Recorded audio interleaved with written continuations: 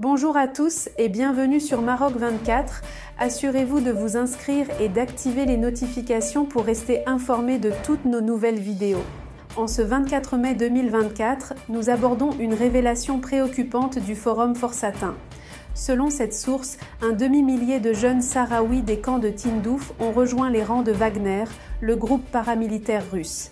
Actuellement déployé au Mali, ce groupe compte désormais parmi ses membres ces jeunes Sahraouis, certains d'entre eux étant impliqués dans des exactions dans des localités mauritaniennes situées près de la longue frontière malienne.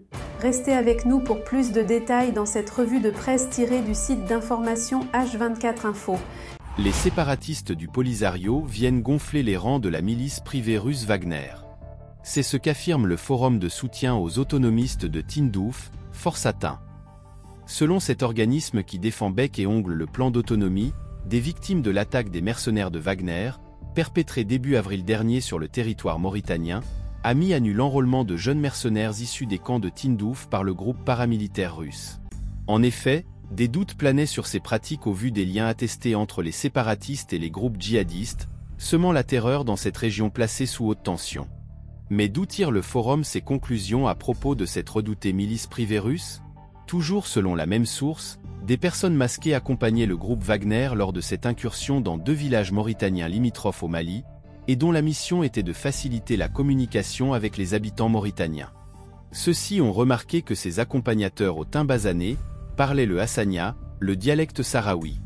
L'information ne tarde pas à se répandre dans les campements de Tindouf. Elle vient expliquer la montée en puissance de la disparition, du jour au lendemain, de plusieurs jeunes Sahraouis, au grand désarroi de leurs proches. La plupart d'entre eux sont issus de familles modestes, voire démunies, ne disposant pas de moyens financiers pour lancer des recherches poussées, afin de localiser leur progéniture.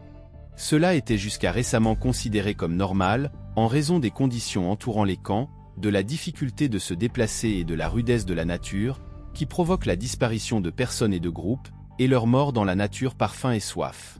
Sans parler de l'implication de certains dans des groupes de prospection ou de déplacement vers le Mali et l'Azawad, pour acheter des troupeaux de chameaux et les revendre en pièces dans les camps de Tindouf, une activité qui comporte de nombreux risques et expose ses participants à l'égarement, à l'enlèvement ou à la mort par des groupes armés, soutient le forum.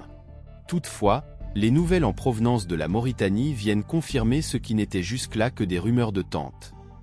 De surcroît, des informations confirmées ont révélé l'implication de ce groupe dans le transfert de jeunes vers le Mali sous divers prétextes. Et depuis ce départ, c'est silence radio, plus aucune nouvelle d'eux.